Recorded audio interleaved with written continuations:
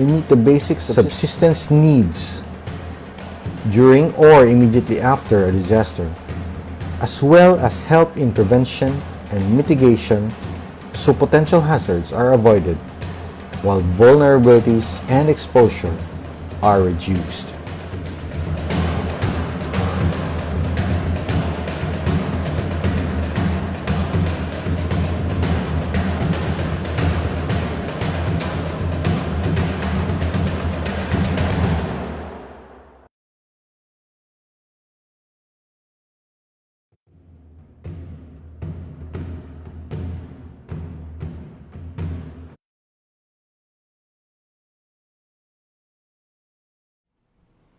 Welcome to the Zoom webinar room of the UP Vanguard Incorporated. Our webinar registration is still open until 9:50 a.m. We have limited slots left, so please invite your colleagues to be part of this one-of-a-kind discussion in the new normal. We will be joined by the country's 2 former energy secretaries and a fellow Filipino who leads an American power authority in a forum you have never seen on stage. After that, experts and industry leaders will share their perspectives on the reliability and resiliency of national energy security in the new normal.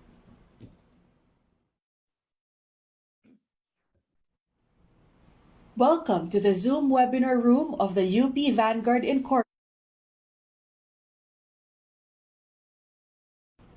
This event is co-presented by SMC Global Power, giving you the power to celebrate life, and supported by Inquirer Group of Companies, Meralco, Shell, More Power, RCBC, and Occidental Mindoro Consolidated Power Corporation.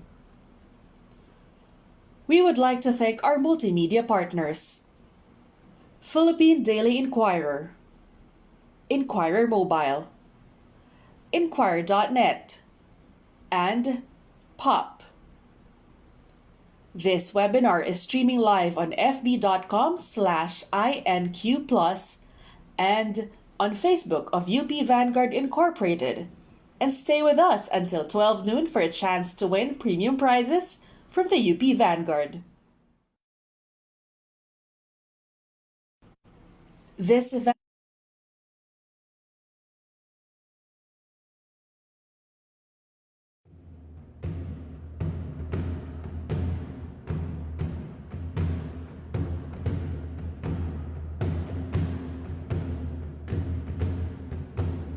Initially, the UP Vanguard was composed of those who enrolled both basic and advanced ROTC courses.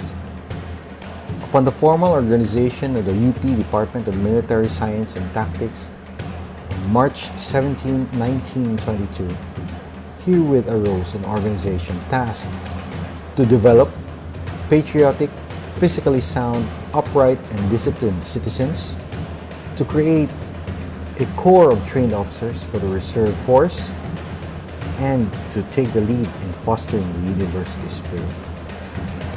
During World War II, vanguards were called on to serve in the defense of our country. And later on, in March 29, 1952, the UP Vanguards were revitalized as an alumni organization of graduates of the UP ROTC advanced courses. Its distinguishing mark, its shibboleth, duty well performed, honor untarnished, country above self. The traditions of the UP Department of Military Science and Tactics and the Corps of Cadets were the soul of the UP Vanguard. In these modern times, the UP Vanguard has positioned itself to help in disaster preparedness, to establish and strengthen communities to anticipate, cope, and recover, in disaster response, to provide life preservation and meet the basic subsistence needs during or immediately after a disaster, as well as help in prevention and mitigation so potential hazards are avoided while vulnerabilities and exposure are reduced.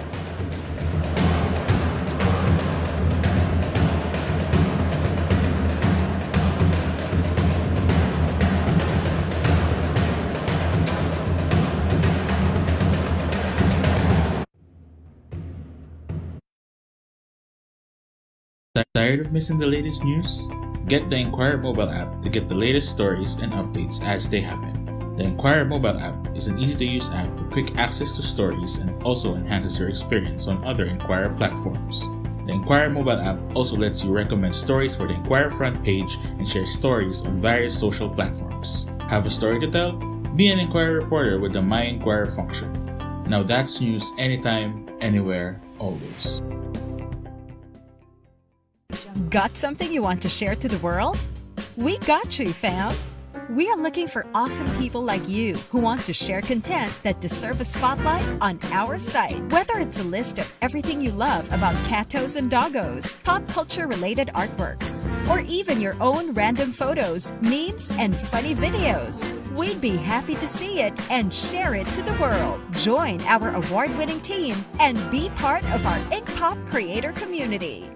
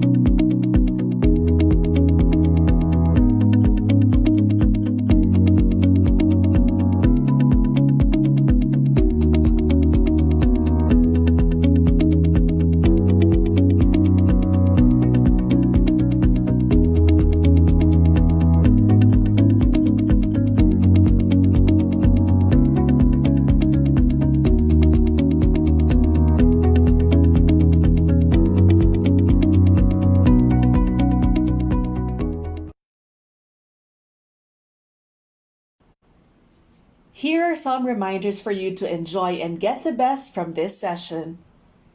1. Choose a place where you have good internet connectivity, good Wi-Fi signal, and you're free from distractions. 2. Prepare your gadget and use earphones for better reception. 3. Put your gadget at eye level. Refrain from moving it around. 4. You may send your questions through the Q&A button. Please indicate or identify who you would like to answer the question. The views expressed by the speakers or other third parties in the UP Vanguard webinars are those of the speakers and not necessarily of the organization or any of its members.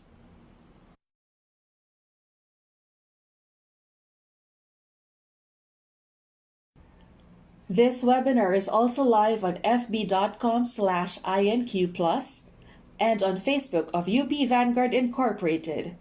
Stay with us until 12 noon for a chance to win premium prizes from the UP Vanguard. This webinar is also live.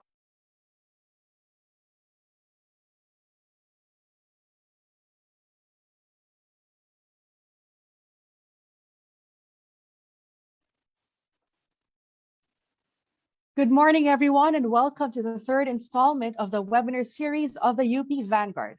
Would like to know where you are from? Kindly send in your province or city in our chat box. And it's good to know that we have participants coming from Luzon, Visayas, and Mindanao. And now the floor will be opened by the UP Vanguard National Commander, Vanguard Guido Alfredo A. Delgado. Thank you. Friends, good morning. Welcome to the UP Vanguard's Energy Security Webinar. We are honored with your presence. We have friends from around the country, but we also have friends from as far as New York and the United Kingdom. Welcome to you all. This is our third event this year. Previously, we brought to you health security, and disaster management. Today, we tackle energy. This morning, we have experts who may be able to provide us with some of their insights so we can have a more informed view of the future. We have former Secretaries Popo Lutilla and Sunny Viray, and a Filipino in the U.S. power market, Mr. Gil Quiñones, currently the CEO of the largest public utility in the U.S., the New York Power Authority.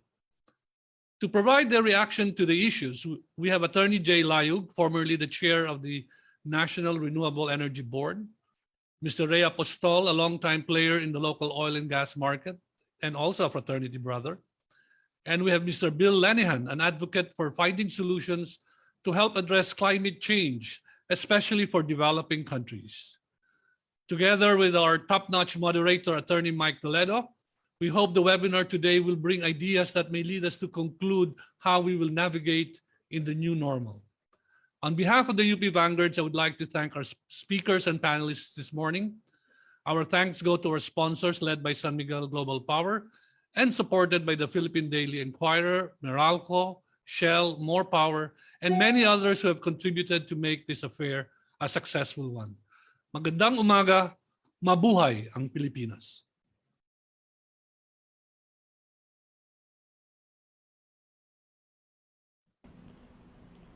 Thank you, sir.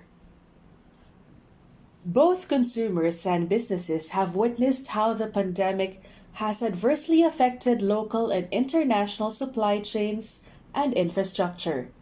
When the adverse effects of climate change are added to the mix, the need of consumers and business to find answers and possible solutions grows.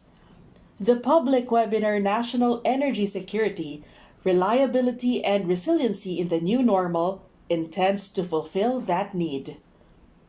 The webinar will tap collective insights and expertise to find possible ways and solutions to overcome the national energy security challenges facing the Philippines.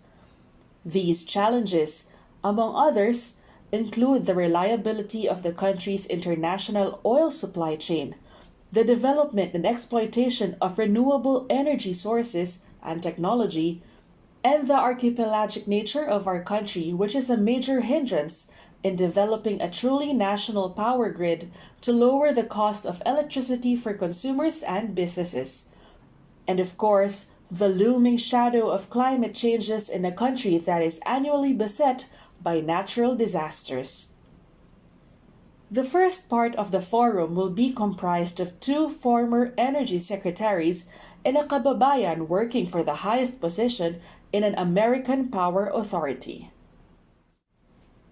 Our first panelist served as CEO of a power generation company and currently sits on various boards of power companies. He is credited for having led the restoration of power in the mid-90s under President Fidel V. Ramos. To share his perspective on the state of the country's power transmission network and how traditional network operators and power distribution utilities would respond to the ferocity of typhoons and natural calamities, the Secretary of the Department of Energy from 1994 to 1998, Dr. Francisco Viray. Our second panelist was the Secretary of the Department of Energy from 2005 to 2007, but is now very much involved in the maritime issues with the United Nations, and is very familiar with the disputes the country is currently having in the West Philippine Sea. He will talk on the need to explore other indigenous sources of oil and gas if the country's energy security is to be assured. As the current disputes may prove to be the biggest stumbling blocks in this quest for energy security, he can share his thoughts on the possible compromises. Attorney Rafael Perpetuo Lotilla. The third panelist is President and CEO of the New York Power Authority, or NYPA, the latest state-owned utility in the USA. He is known for his leadership in delivering new technologies and developing clean energy sources, as well as addressing resiliency issues for the state of New York. Sharing the experiences of NYPA that can be adopted by the Philippines, Mr. Gil Quiñones. This two-part forum on national energy security will be moderated by the chairman of the Subcommittee for Natural Resources Development of the Management Association of the Philippines, or MAP, head for Government and Public Affairs of the Metro Pacific Investments Corporation, head of the MVP Group Media Bureau, and a multimedia personality, Attorney Mike Toledo.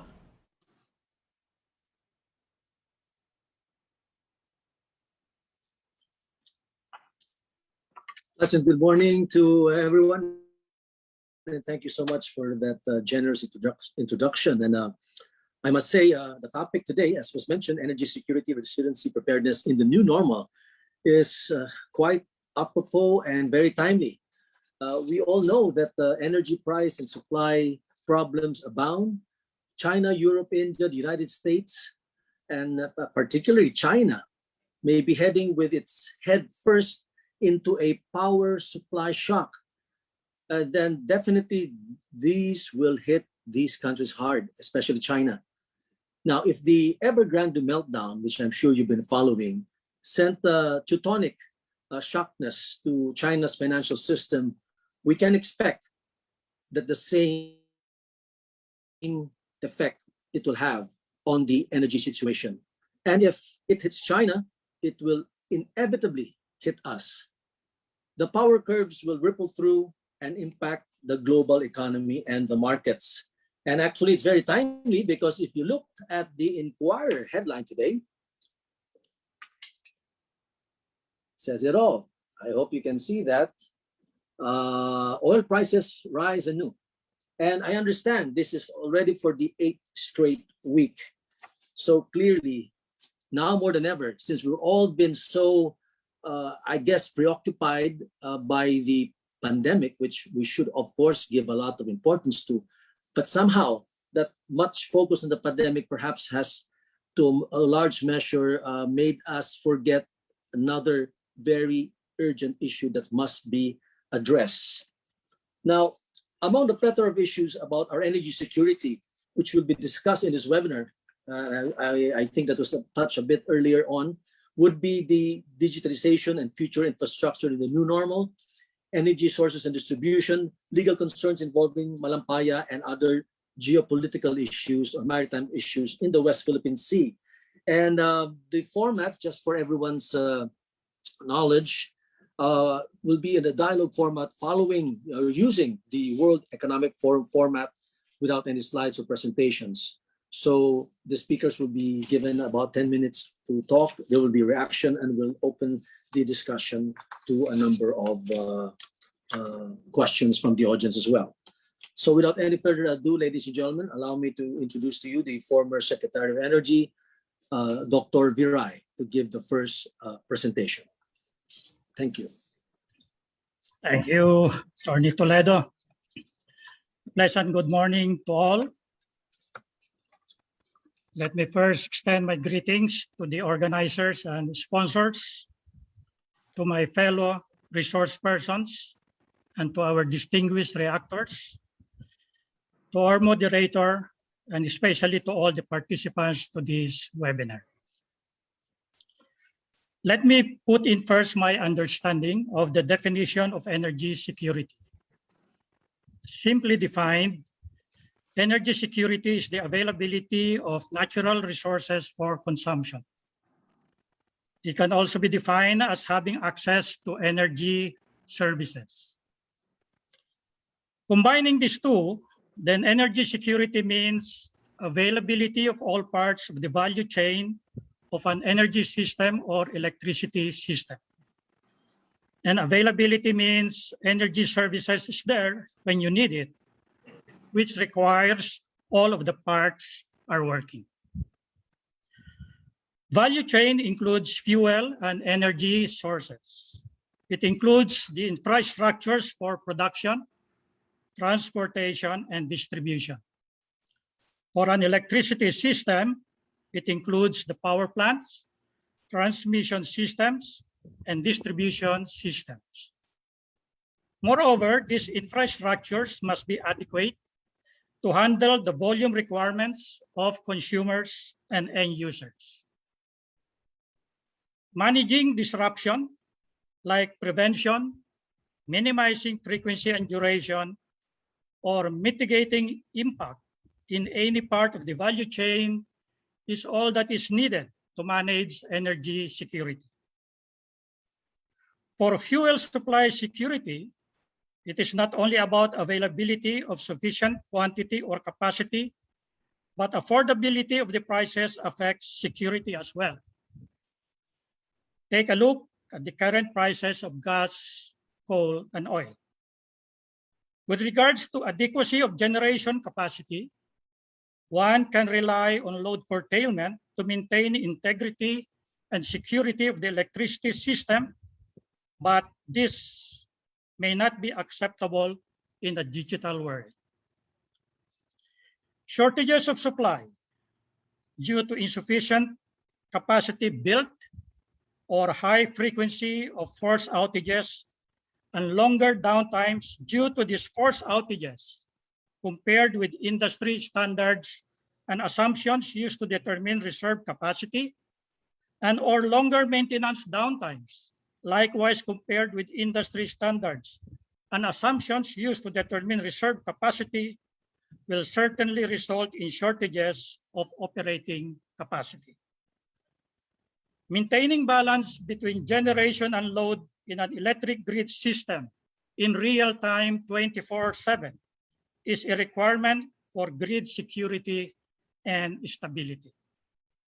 We have to have a high operational availability. In terms of managing energy security, where can the Philippines exercise control? Let us start from upstream of the value chain. For energy resources, we use both indigenous resources and imported fuels. Definitely, we have control over the former. Ergo, to improve and control security, we have to use more of our indigenous resources like geothermal, hydro, solar, wind, biomass, oil, gas, and coal. However, it is just unfortunate that we do not have full control on the development and use of these resources because we import most of the technology needed to be able to fully exploit and use these resources. For imported fuels, international energy relations have contributed to both energy security and energy vulnerability. We are vulnerable to global and regional developments, which affects the availability and, if available, the flow of these fuels to our country. Some of which are global terrorism, sabotage, war, changes and instability of government in fuel-rich countries, cartelized price and production quota, embargo, and sanctions. Moving downstream to all the infrastructures of production, generation, transportation, and distribution, these are all within the premises of our country and therefore should have full control in managing their availability or disruption. So here we have numerous players involved in these endeavors. So these players should just get their act together so we can have a secured supply of energy services when we need it, meaning high operating availability. While we have to rely on these players, these infrastructures are still vulnerable to disasters, man-made or natural. Natural disasters like earthquake, flood, landslides, volcanic eruptions, tsunamis, typhoons, all force majeures in supply contracts. And by the way, the same natural disasters can also affect supply of imported fuels and technology. We cannot also discount the fact that these infrastructures are also vulnerable to local terrorists and sabotage. This brings about the need for a system resilient to disasters and sabotage. And as is the case for our indigenous upstream resources, for all these infrastructures, most of the technology is imported and therefore prevents us from having full control on the availability of said infrastructures. And if I read it right, during the June red alerts, we also import as well human expertise, which to me reflects a not so desirable status of our domestic human resource capability to operate and maintain our energy infrastructures, and therefore provides a bigger challenge of energy security for our country. Let me now share a simple view on the pandemic impact. There is a possibility that the new normal due to the pandemic could change the load curve. It has increased use of internet and digital facilities and caused changes in the time of use, although the degree of alteration may require more data. Quantity used per user might be small, but the number of users are increased and are widely dispersed. An online class or online meeting or webinar have participants widely dispersed compared to face-to-face setup. So an outage in one of the areas where a participant is located cut off that participant from the class, meeting, or webinar. Imagine that while I'm talking, my power is cut off. While if this were a face-to-face setup, we can still continue even if the power is cut off at the venue or even at classrooms for classes. Likewise, critical time of day that power is needed has expanded because of time zone differences of online participants and can affect traditional scheduling of maintenance.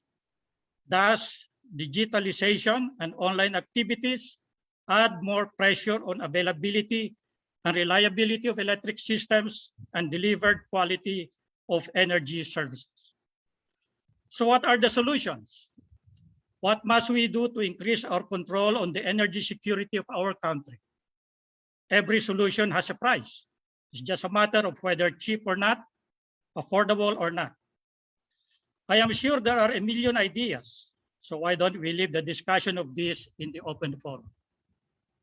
Allow me to close my paper with a few comments on this global movement to tackle the climate problem and achieve a net zero emission by 2050 to satisfy the Paris Agreement in 2015, with its no more than 1.5 degree temperature rise by the end of the century.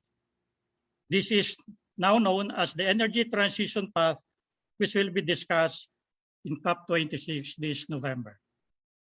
Specifically, the International Energy Agency has recommended the phase out of fossil fuels and therefore asking government to stop investing in further exploring and developing these resources.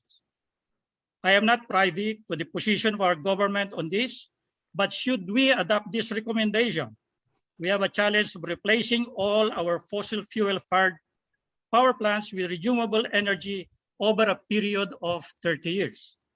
Some of our countrymen, and my source here is social media, and I just hope it is a fake news, want an earlier phase out.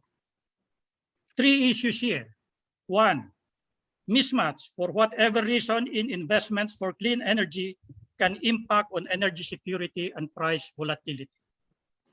Two, technology security affecting the availability and cost of non-GHG emitting technology that has the same operating characteristics as these fossil fuel fired plants that they are going to replace, and the need of a balancing technology for VRE sources.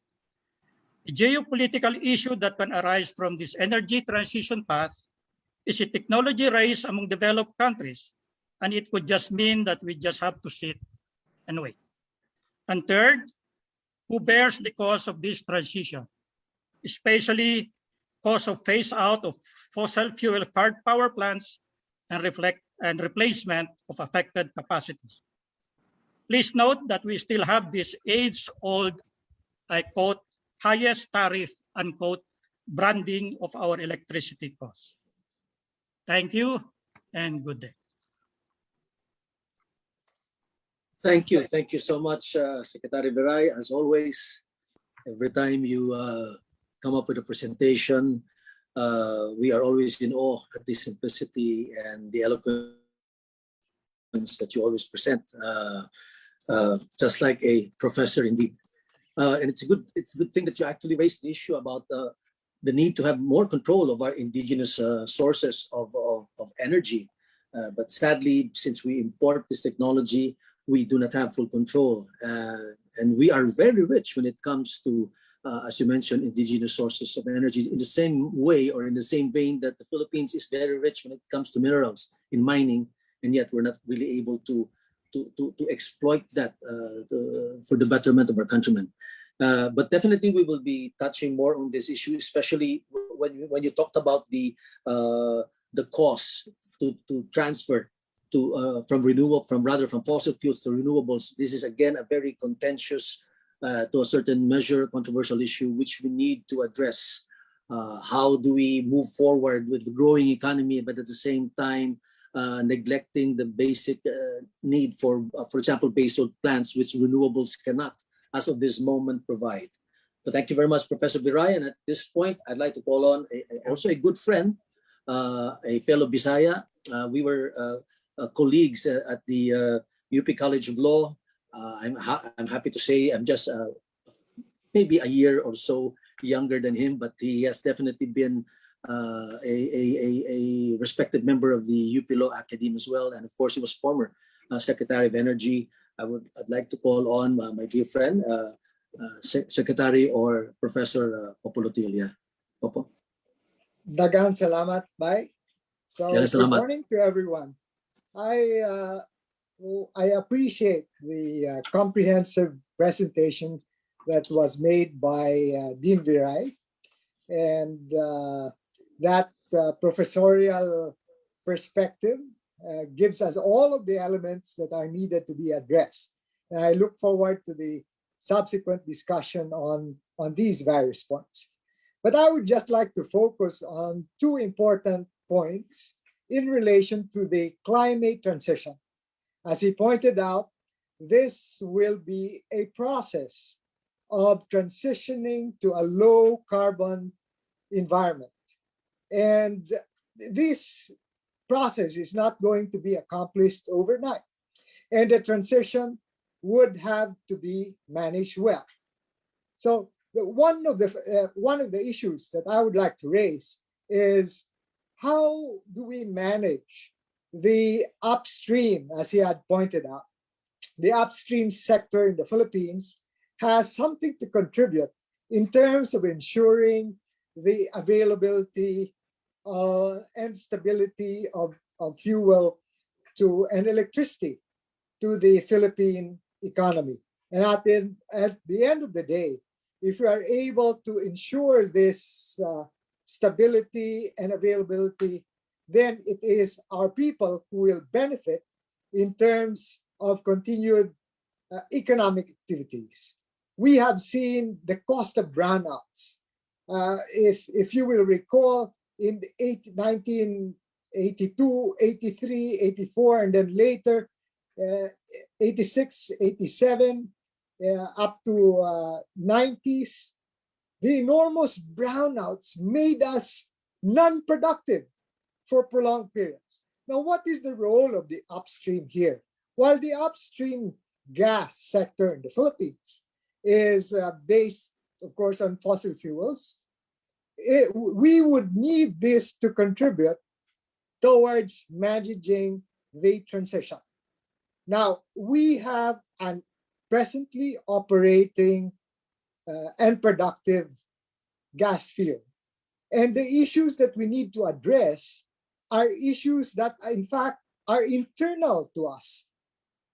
Because even if we try to address the ones that are outside the immediate control of the country, these will also require a coherent and clear regulatory system as far as the Philippines is concerned. Now, one of the things that the upstream sector as a whole needs to have assurance on is, what is the regulatory regime that would apply to the upstream sector? In particular, Malampaya, as or Service Contract 38, has been the focus of the tax issues, where the government's consistent interpretation and representation to investors since 1973, when the first oil started to flow, even in trickles, to the Philippine economy, was made clear. And that is that the corporate and other taxes that are due from the service contractor are to be charged to the 60% share of the Philippine government. Now, the Commission on Audit has reversed the interpretation that was made by our Commission on Audit in 1973, that this arrangement is in conformity with Philippine law, and therefore we need everyone. And it's not only the Department of Energy, but the Department of Energy needs the full support of all the sectors to pursue this particular path. This one is showing Article 12, but we will need that later, Bell. When we take up the second point. So as far as the clarifying the tax issues, that would be important, because then all the other pieces would fall into place. And what are those pieces that need to be addressed besides the tax issue? Of course, we know that Malampaya service contract will be expiring in 2024, and that's tomorrow. Certain decisions have to be made if expansion into the fields within the service contracts are going to be made. The uncertainty is going to be a disincentive for investors to expand. And I hope, therefore, that with the upcoming transfer or the end of the BOT contract for Ilihan, which supplies 1,200 megawatts, is going to be resolved in time for an orderly transition. Let me therefore emphasize that all of these are needed not only for Malampaya, but for other fields as well that we may need during the transition. And in the transition doesn't mean that we have to use them, but we can even use them as reserves or contingency. For as long as we don't have a good transmission system that would allow us to connect the various renewable energy sources in the country. So the second point where I need this particular provision of the Constitution is to emphasize, as Dr. Viray has pointed out, we don't have control over the technologies for developing the renewables in this country. And one obstacle is that we are not so welcoming in terms of foreign investment in renewable energy, because our interpretation has been that the renewable energy requires 60% Philippine ownership. But we need to be more open here. And one constructive way of doing it is to reread carefully the provision of Article 12, Section 2 of the Constitution. It talks about lands in the public domain, etc., all sources of potential energy being owned by the state, and that these may be utilized through co-production, joint venture, or production sharing agreements with Filipino citizens or associations, at least 60% of whose capital is owned by such citizens. But I would like to focus on that first enumeration. When in law, when we construe the phrase other natural resources, it has to be read in relation to the previous enumeration or classes. And when this provision says all forces of potential energy, we realize that there is a limit or there is a qualification to its pointing out to forces of potential energy.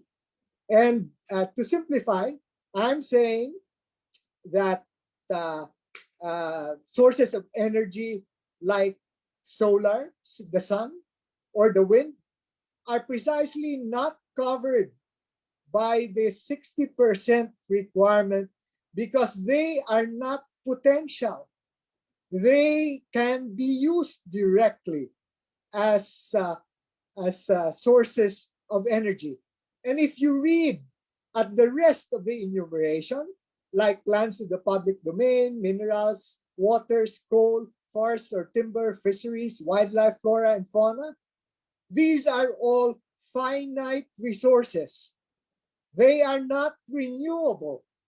And therefore, we should not define other natural resources as being confined to as covering all natural resources, but covering only those that are finite. So at the end of the day, if we are going to adopt this kind of approach, it would allow us to bring in foreign capital and new technologies to develop the renewable sources of energy of the state. It doesn't mean that these will be free from regulation, because government can still come up with regulations on how to utilize them. So these are the two main points that I wish to bring up this morning. And in this stage of climate transition, whether we turn it into a curse or an opportunity depends entirely on us. But we all have to work together to do our own homework internally in the Philippines. Thank you very much. Daghang salamat sa inyo tanan. Daghang salamat, Secretary Popolotilia. Again, well said, very clear, straight to the point, and you actually already provided, to a large measure, a potential answer to the question posed earlier by Secretary Viray on how to make use of these indigenous resources that we have, which it's quite we are being limited by perhaps legalities like the Constitution, for example. And you did say, and rightly so, that the sources of energy mentioned in the Constitution are not finite, not like the other sources of energy that were mentioned. Therefore, the strong possibility, or the possibility really, that this is not covered by the 60/40 rule, which would therefore allow technology to come in and foreign investors to come in, and of course regulated still by our own laws. I guess we can discuss that more further later on, and we could also hear the reaction from our panel of experts. So again, this is really getting to be a very exciting webinar, I have to admit, and I cannot wait for the further exchange of ideas. So again, thank you very much, Professor Putilia. Maraming salamat, daghang salamat kayo. Now, our next speaker, ladies and gentlemen, and thank you so much for joining us all the way from New York, if I'm not mistaken. I was told by President Guido Delgado that he actually hailed from the Philippines, but now he's really making waves in New York and making us Filipinos proud indeed. Our next speaker is a unique experience as the CEO of one of the most innovative utilities in the United States. And again, of course, having a Filipino pedigree or heritage, he can give us the perspective that we would need for him perhaps to suggest to the country's leadership in the energy sector on how to address, for example, resiliency, introduce renewables, and distributed energy resources. So without any further ado, ladies and gentlemen, it gives me great pleasure to introduce to you our next presenter, Mr. Quinones. Sir?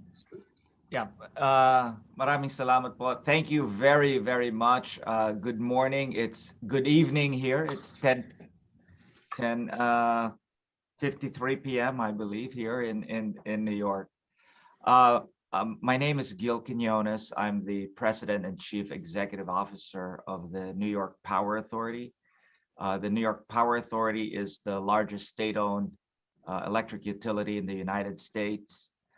We produce about 25% of all electricity in the state of New York, 80% of that from large hydroelectric power, the remainder from natural gas power plants, mostly in New York City and Long Island, so in the southeast area of our state. The New York Power Authority also owns a third of the power transmission system in New York.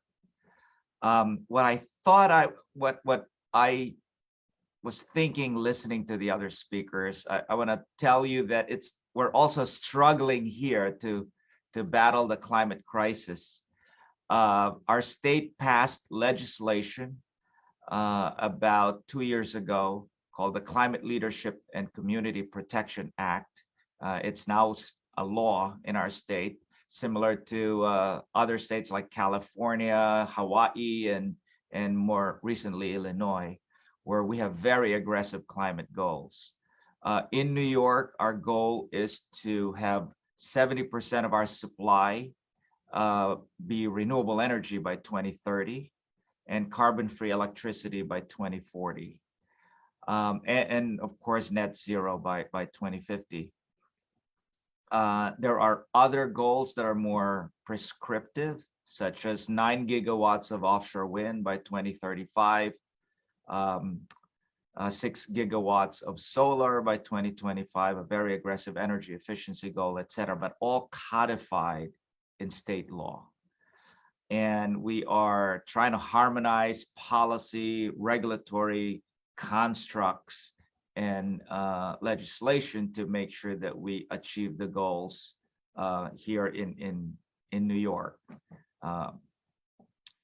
So in terms of resiliency, New York, as I don't know whether you still recall, back in 2012 was hit by Hurricane Sandy, which is really largely a storm surge type severe weather event where it flooded a lot of areas in New York City. And the utilities in New York City and Long Island, Con Edison and the Long Island Power Authority did a lot of different things after that storm. They elevated substations, they relocated substations away from flood zone areas. They replaced transformers and network protectors with submersible ones so that they can survive future flooding. Use stronger poles and cross arms and bundled conductors, did selective undergrounding to make their systems more resilient to future severe weather events. Of course, all of those cost money. In the United States, in terms of the Long Island Power Authority, because it was a publicly owned utility, the federal government provided some funds, about 700 or so million to do that hardening. For Con Edison, which is the utility in New York City, it was the payment was collected from the ratepayers over a period of time, but they invested about $1 billion in their system to do those hardening. The New York Power Authority also helped Puerto Rico and the U.S. Virgin Islands after Hurricane Irma and Maria back in 2017. Those hurricanes devastated both U.S. Virgin Islands and Puerto Rico, and we helped in doing all the damage assessment and in making recommendations on how they should rebuild and build back better so that they can withstand future severe weather events, but also not only to be able to bounce back, but to be able to bounce forward if there are hurricanes in the future. They are still in the process of getting federal funding or additional federal funding to be able to reinforce their system. But just to give you a little bit of an examples, because I think it relates to the Philippines, which is an archipelago with several islands. The U.S. Virgin Island installed composite transmission poles that can withstand Category 4 hurricanes. So Puerto Rico did not do that. They did a little bit different, and they're still trying to get more money from the federal government, but they are relocating some of their substations away from flood zones and looking at selective undergrounding and microgrids and more distributed and renewable energy. So NYPA has been providing technical advice to those areas. In terms of our system here in New York, what NYPA has been doing more recently is to try and project what the weather scenarios will be going forward all the way to 2050. In the United States, you have national laboratories that are part of the US Department of Energy that do a tremendous amount of work. For example, in our case, we are working with Argonne National Lab, and they have very detailed climate models that are very granular, very specific to areas. And therefore, what we're doing is to look at various climate models looking forward, so that then we can change our engineering design and standards, so that when we do capital investments and maintenance, that we can upgrade to those standards based on the climate models going forward. Again, with the goal of making our system more resilient to future climate situations. So I guess what I think, just in general, COP26 is going to happen in Glasgow next month. The richer countries like the United States and Western Europe really should try and advance technology that doesn't only apply to the countries here in the Western Hemisphere, but also those that can be replicated and scaled and made become more cost effective for developing countries like the Philippines and other countries around the world. I hope that that's how technology innovation and investment in technologies are going to be done. There are a lot of advances in solar and storage and microgrids and grid modernization, electric vehicle infrastructure that are happening here in the United States and the Western Hemisphere, Western Europe, for example. That my only hope is that those technologies are developed so that they can be replicated and scaled to developing countries. For example, the New York Power Authority, we're building about 800 fast charging stations along the highways here in New York. So to make the purchase of electric vehicle more simple for New Yorkers, and to resolve what's called range anxiety, so people know that they have a place to charge if they're driving across our state. So in conclusion, I look forward to questions and discussions from the other speakers and the other moderators who will ask questions later. And my hope is that I can impart some of the experiences and some of the technologies that we're trying out here to be able to be helpful to the Philippines. Thank you very much. Maraming salamat, Hill, and thank you so much. I know the time difference, but we really appreciate your time, and really thank you so much for sharing with us the lessons learned by the New York Power Authority in addressing resiliency issues. And it's a very good point. What are the technologies that can be adopted in the Philippines? For example, you spoke about the composite transmission poles that can withstand Category 4 typhoons or hurricanes, and this is really very important, and I'm sure our friends and colleagues from the National Grid, and which does the transmission, and from Meralco, which does the distribution, are also looking to that. And clearly, when you mention the new technology that should be replicated in scale and should be adopted in developing countries, and hoping that the first world countries, so to speak, or the more developed countries can somehow adjust this kind of technology for us to be able to use it. This is really something that we should really emphasize and look forward to. And I think we can discuss this even further later on when we go to the reactions and the open forum. So again, marami po salamat, Phil, and thank you so much. So those were our speakers, ladies and gentlemen, and those that are now tuned into our webinar.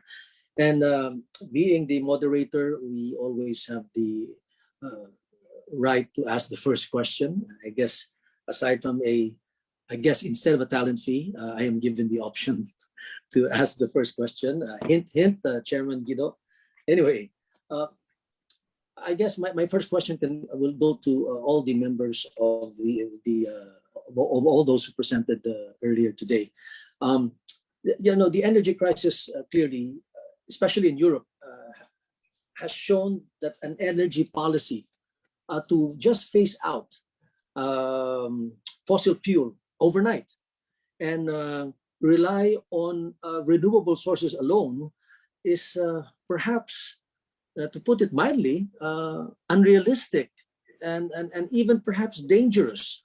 I think policymakers, most policymakers, if I'm not mistaken, did not expect the economy to improve or recover from the pandemic in such a faster pace.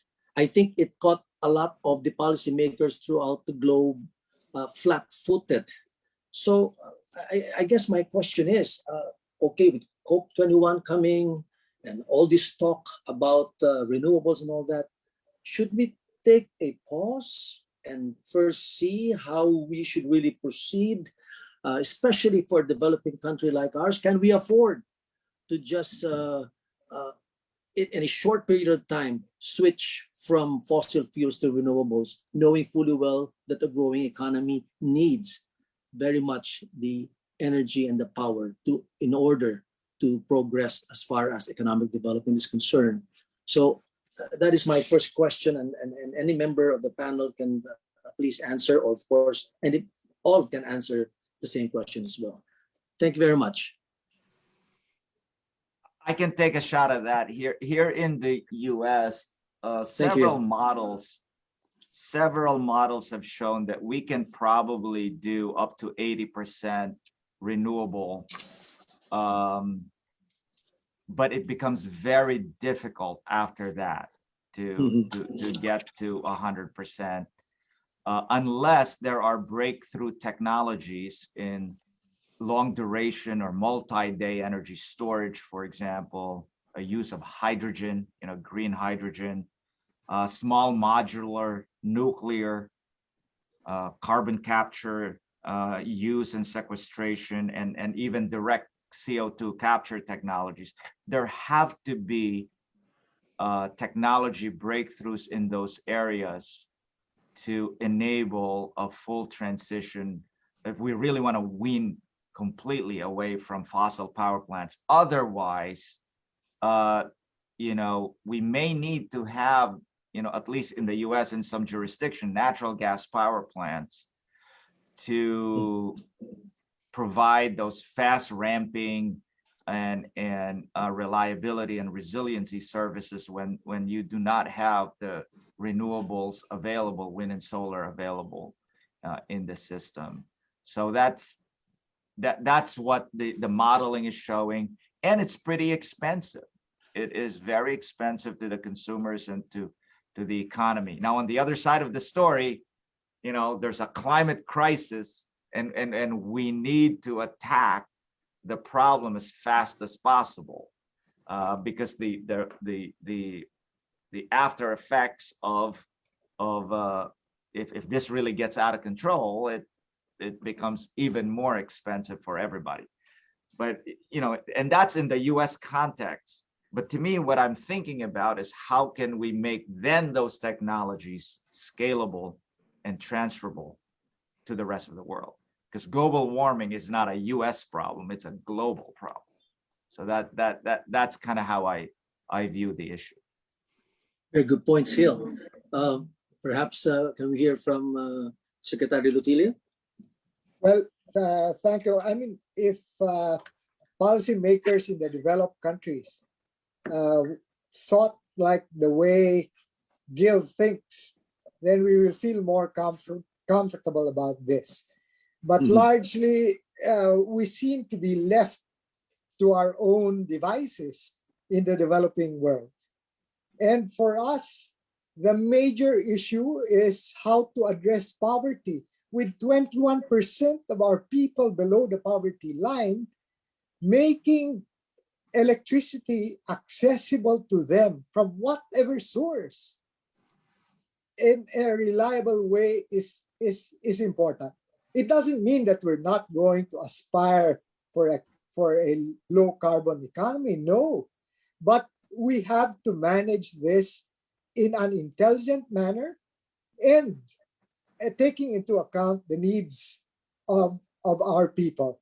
And that's why I see the role of the upstream sector as a very important one, and including even our domestic coal, because as Secretary Viray has pointed out, the indigenous sources are more under our control, and so we can adjust as new technologies come in, but we need to address all those hindrances to a more effective and efficient delivery of even the existing sources of power and energy to our people. And that's where policymakers come in, including the regulators and Congress. I yield the floor to a more intelligent and comprehensive discussant like Dr. Viray. I just have a simple Secretary? answer to Attorney Mike's question. I think there's no question that globally, the government of all countries want to take the path towards decarbonization because of the climate problem. However, I guess for each country, they should determine the pace of their transition, because there are a lot of factors that affect the pace or the speed by which you want to transit from business as usual to a low carbon.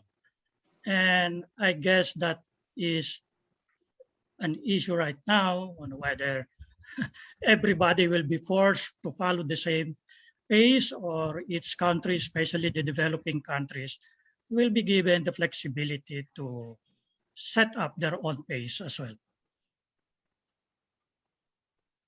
Thank you very much, Secretary Viray. I guess at the end of the day, you said it succinctly that it's really should it be business as usual, or should we now go to really low carbon? And at the end of the day, I think what must be discussed by the policymakers and with those participating in COP21 in Glasgow is the flexibility and the phase. In fact, if I may just share very briefly, anecdotally, I had a lunch meeting with a member of parliament of the UK in the house of the British ambassador designate, and she talked about climate change, and she wanted to know how the Philippines, the policymakers, and in fact the general public, how do they perceive climate change? And I said, as far as the public concerned, I'm a great majority of Filipinos, perhaps we can say more than 75% of Filipinos, and correct me if I'm wrong, I don't think climate change is an issue for them. It is poverty, it is jobs, it is education, food in our table. That's their major concern. But having said that, also I did quite say as well that is there a possibility, and maybe this could be discussed later on, is there a possibility that the first world countries, those that develop ahead of us, let's admit, they're the biggest polluters. China, India, the United States, they are the biggest polluters. What exactly is the Philippines' contribution to global warming? It's quite small. So perhaps this country should give us more flexibility to be able to address our needs, but at the same time, of course, it cannot be business as usual. Well, that's just my point on that. And perhaps on that point, I understand from the organizers that we will take a very, very short break. And then when we come back, we will be welcoming the participants to the second hour of the webinar. We will have our distinguished experts, reactors, grill, I guess, for lack of a better term, our, of course, also distinguished speaker. So we'll take a short break, and don't go away. Don't touch that clicker. Stay with us.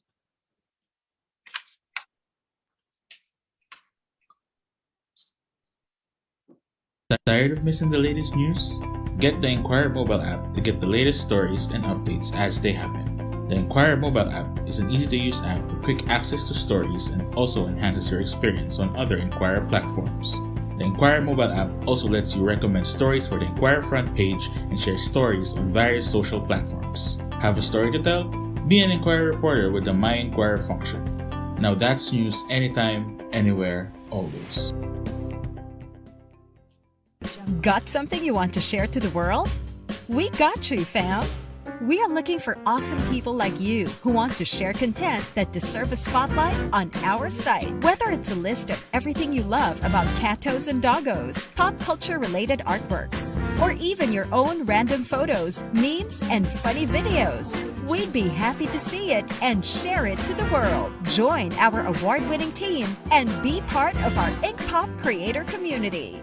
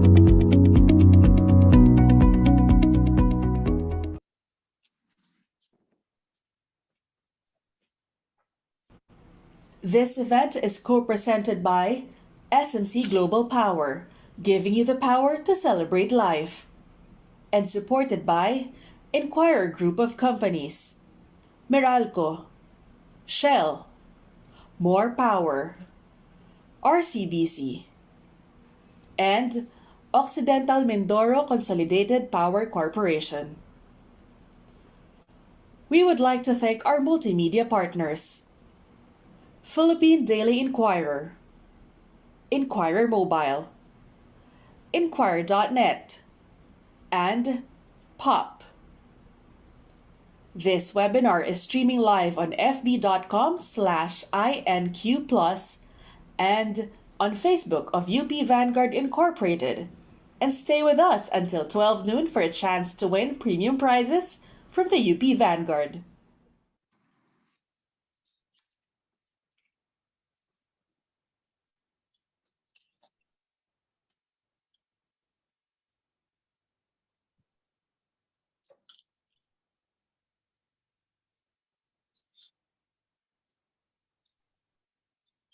Thank you so much. Welcome back. At this point, we were presenting some of the leading experts who have made invaluable contributions in the fields of energy and power resources. He is a senior partner and primarily engaged in the power, electric utilities, and energy practice of the Puno law firm. He has been instrumental in ensuring the full implementation of Republic Act number 9513, known as Renewable Energy Act of 2008, former Undersecretary of the Philippine Department of Energy from 2010 to 2012, Attorney Jose Layug. Our second reactor is a licensed geologist whose practice focuses on the exploration and production of petroleum mineral resources. Senior Executive Vice President of Monte Oro Resources Energy Incorporated and a member of the Vanguard class of 1985, Jose Raymond Apostol. And lastly, an accomplished senior executive with a strong track record of improving companies and building enterprise value. He currently serves as Chief Executive Officer of the multinational power solutions provider Zola Electric, where he oversees product, operations, finance, expansion, and corporate development. Under his leadership, Zola has expanded from 1 to 7 countries, from 200 to over 1,000 employees, and now provides energy access to over 1 million people, completing our roster of reactors, Mr. Bill Lenihan. Over to you, Mr. Moderator. Thank you very much. And again, welcome back to all those who are now here with us in the webinar. And as you can see, as promised, I hope we did not disappoint you. The first hour, the first part was quite informative, provocative, and clearly a plethora of new ideas, or ideas that perhaps were not given much attention but should be given attention now, thanks to our distinguished lineup of speakers. And now we go to the second part of the program, and the distinguished reactors were properly introduced. So at this point, without further ado, I would like to request an old friend, perhaps could be again a Secretary of Energy someday, who knows, to give his comments on Dr. Viray's presentation. May I call on Attorney Jay Layug, please. Magandang umaga. Good morning, Jay. Good morning, Mike. It's great seeing you again, of course. You know, one of the things I enjoy whenever I get invited to these webinars is being with friends. No? And Mike always is one of the best moderators I've ever seen. No? Thank you. And of course, good morning to my, how can I say no to my idols? No? Secretary Viray, who guided me when I was still with the DOE way back in 2010. And of course, my law professor, Secretary Popo Lotilla. No? And later on, I'll react also to what he had provided. No? Now, let me go back to what Secretary Sani mentioned at the outset. No? When he defined the word energy security. And in fact, based on IEA's definition, which Secretary Viray followed, energy security is the uninterrupted availability of energy sources at affordable prices. And if we look at its corollary concept of energy resiliency or resilience, it means ensuring that we have reliable, regular supply of energy and contingency measure in place in the event of power failure. These two concepts complement each other, but unfortunately, if I look at the data for the last 12 years. It's been 12 years since I served government. And in fact, I laughed a bit and snickered when earlier Mike had asked about the transition, and whether transitioning to renewables overnight will be harmful to the Philippine economy. You know, we've been talking about transition since 2010. And I was 12 years younger then. Until now, we're talking about transition. When will we transition if we don't do it now? No? But let me go through the details and the data. Between 2010 to 2016, and this is data from the Department of Energy, the capacity in megawatts grew by 5,180 in 6 years. That was during the time of the Aquino administration. And of the 5,180, you will see from there that 1,500 megawatts came from renewables. Then we go to 2016 under this administration to date, 2021.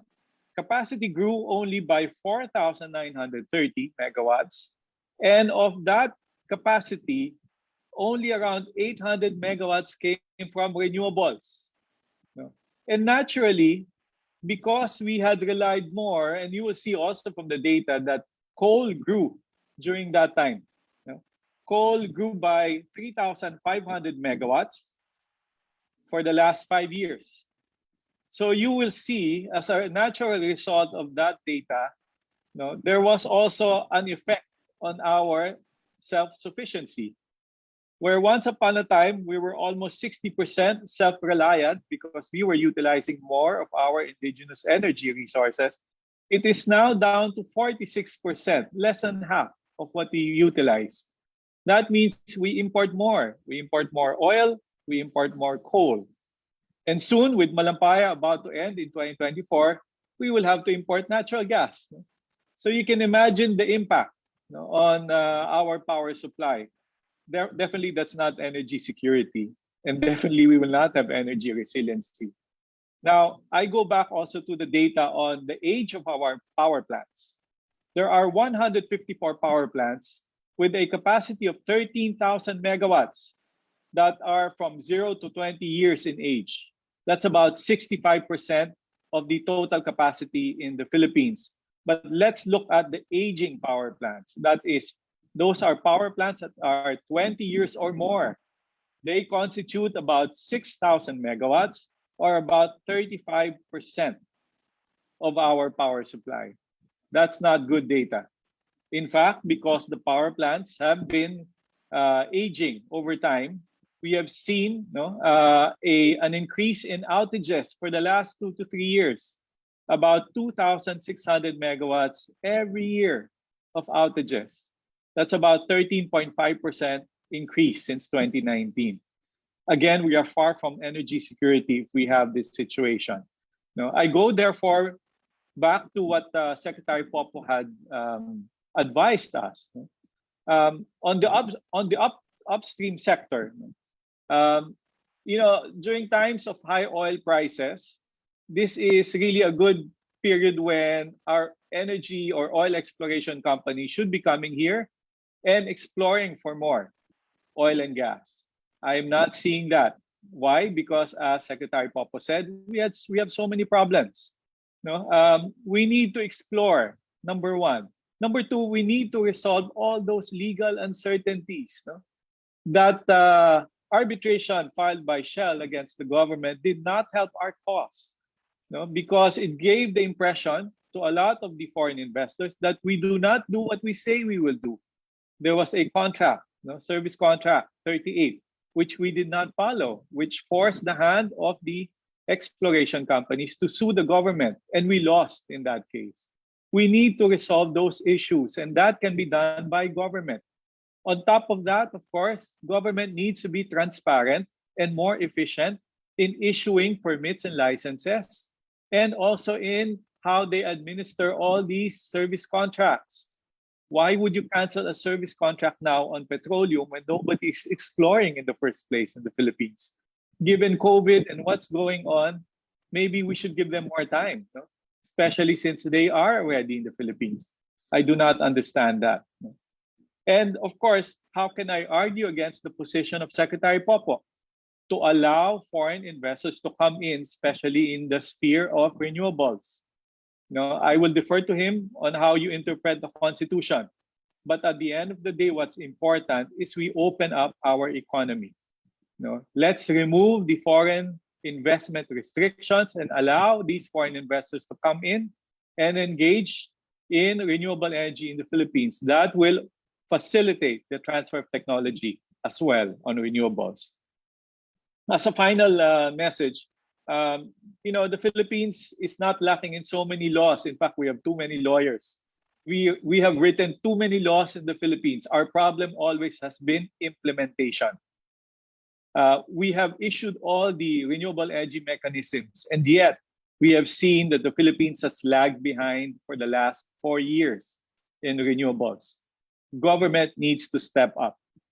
Government needs to enable renewable energy investments and other investments in the energy sector. It cannot be done by the private sector by itself. Money is there, capital is available, but government needs to be an enabler.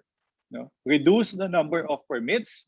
I'm sure everyone knows, to build a power plant in the Philippines, you need 200 permits. Where in the world have you seen that? There's always if there's a will, there's a way to improve that. Finally, we have the National Renewable Energy Program, launched in 2010. That is a Bible as far as I'm concerned. That is an honor pledge of the Philippine government. This government needs to change its policy. It cannot be technology neutral. Despite all the rules issued in the past, this government and the future government needs to declare that the preferred source of in the Philippines is renewables. We have to declare, because anyway, that is in the law. It is not even a case of we need to be part of the trend in the universe on shifting to cleaner forms of energy.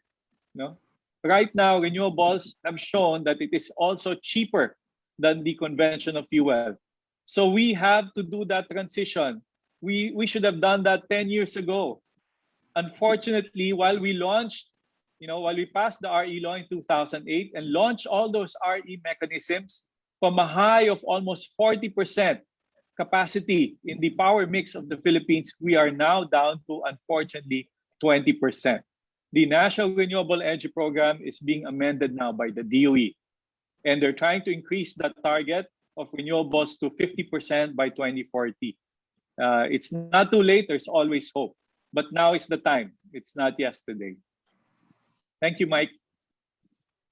Thank you very much, Jay. Again, very astute observation. And clearly, one of the biggest issue really sometimes raised against foreign investors against us is our propensity to change rules midstream. We commit to certain things, but somewhere along the way we change it, and that is why foreign investors or even local investors would resort to our arbitration. And your point on the reduction of permits, that's very, very important. I'm quite aware of the number of permits that's required before one can operate a power plant, and it's quite Herculean to a certain extent. It reminds me, of course, when it comes to the putting up of cell towers for our mobile phones, wireless phones. It took at least 32 permits just to put up one cell tower, and that's why it was good that the Duterte administration, in particular President Duterte, actually put his foot down and made sure that this process would be quite shortened, and perhaps that kind of determination can also be shown with respect to permits involving much needed power plants. And you're quite right, the transition should have started 10 years ago, and yet we're still talking about transition. How ironic indeed. Again, Attorney Jay, maraming salamat, and thank you very much. At this point, ladies and gentlemen, I'd like to call on our next reactor, also well respected in the field of power and energy and geology. Correct me if I'm not mistaken, but I do read somewhere that he is also a member of the vaunted and well respected Vanguard fraternity. I recall my ROTC days with fondness, if I may say. And I would like to call on Mr. Apostol to perhaps share with us and react on the international risk and focus perhaps on petroleum geology, or to react to any of the presentations earlier made. Maraming salamat, Mr. Apostol. Thank you, Mike. Thank you for doing a very good job moderating this webinar. I'd like to react on this talk of Secretary Lotilia, which basically touched on the upstream, and I'd like to. I am in consonance with him with his points on the Malampaya under collection of tax and the issue of the renewables. I'd like to read over what I prepared using the data that I collected from several publications, energy publications. And again, once again, we appreciate and thank the speakers for sharing their thoughts and insights and letting us understand and help shape our nation's energy security. Also, we thank the organizers and the sponsors for this webinar. You see, as of October 11, 2021, the reported Philippine population is over 111.4 million, with the growth rate expected to be at 1.34 per year. Our nation's economy is reported to have grown to 4.7% in 2021 and is projected to expand to 5.9% in 2022 and 6.0% in 2023. These figures impact directly to the nation's demand and supply energy, which, as you find, is the medium that makes things happen. The reality hounding our country relates to the fact that its energy supply depends largely on imported fuel. Under most cases, these imported fuels are subject to pricing mechanisms that are beyond government control. Sadly, such mechanisms affect the soundness of our national policies, plans, and activities, oftentimes to the negative.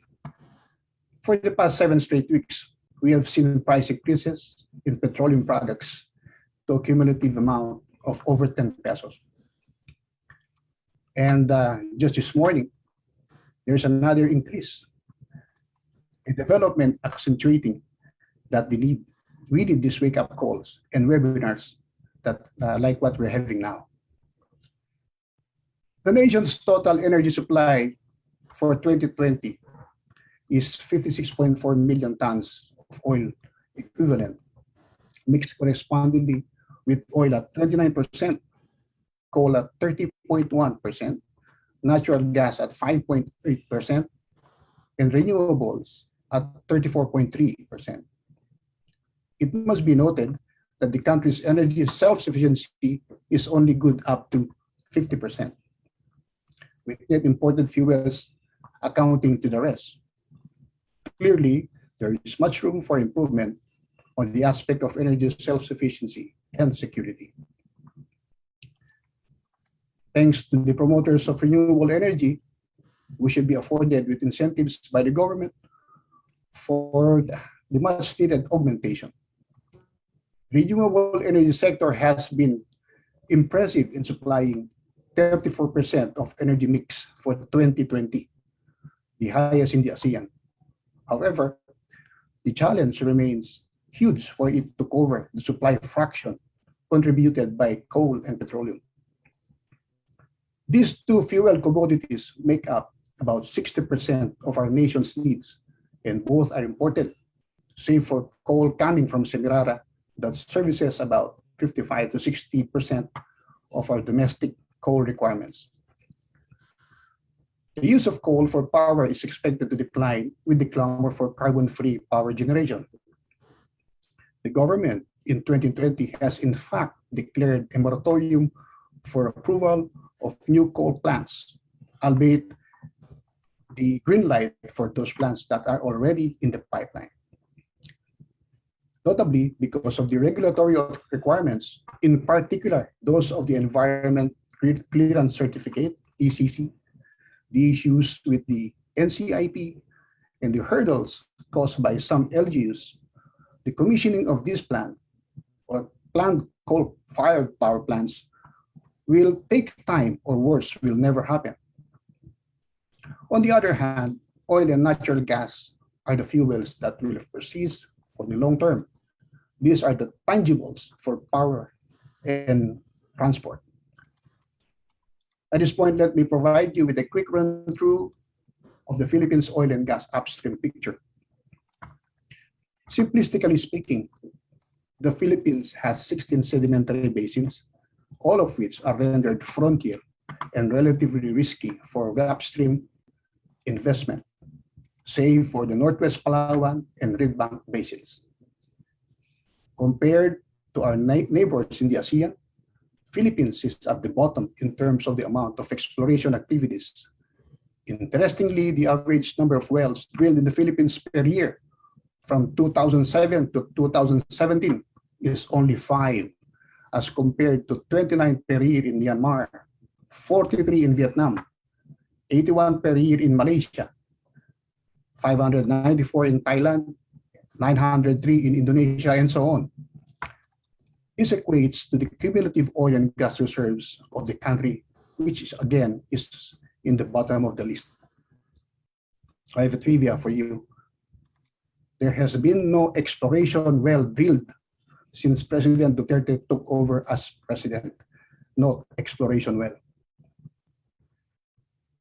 In discussing our nation's energy security, the aspect of the upstream oil and gas industry could not and should not be left in its current ailing state. And herein are key points to address this. Number one, the government should firm up its resolve on the conduct of exploration activities within the West Philippine Sea, in particular the overdue drilling in Red Bank. Well, I have been involved in the exploration of Red Bank since 1994, and I saw how things evolved from the time Red Bank was rendered practically insignificant to the Philippine upstream industry up to this time when it is the focus of exploration and development interests. Given ample time, I can recount details of my involvement in the exploration of Red Bank, then until today, when drilling locations in the area have been identified and rendered ready for drilling. Point number two, government should look at the speedy resolution of the more or less 1.1 billion tax under collection, or some reports say that it's 186 to 187 billion pesos from 2003 to 2019, and it's growing. This case under collection went to arbitration. The consortium won the decision, but it was apparently disregarded by the concerned government agencies and sent the case to the Supreme Court. It's now there. Point number three, government support in the conduct of exploration activities that ideally should be instigated through the active leadership of PNOC as the government mandated GOCC. Ideally, government should promote exploration activities in frontier basins. It can give out incentives such as cross-cost recovery to the companies that are investing in this relatively underexplored basin. The government should be looking at non-exclusive exploration surveys that could be used in promotional campaigns and roadshows. And lastly, the government should review the bidding and contracting rounds that are currently being practiced. During our time at the Office of Energy Affairs, there were no contracting and bidding rounds. Yet, through negotiated contracts, there were many local and international petroleum companies that helped the country discover the Camargo-Malampaya field, the West Linapagan field, the Calawit field, and other oil and gas fields. Again, oil and gas will remain to be significant commodities in fueling and making things happen for the Philippines. Hence, it is emphasized through this webinar the need for our policymakers to look into avenues that will improve the plight of the Philippine upstream industry, thus helping ensure our nation's energy security and sufficiency. Thank you.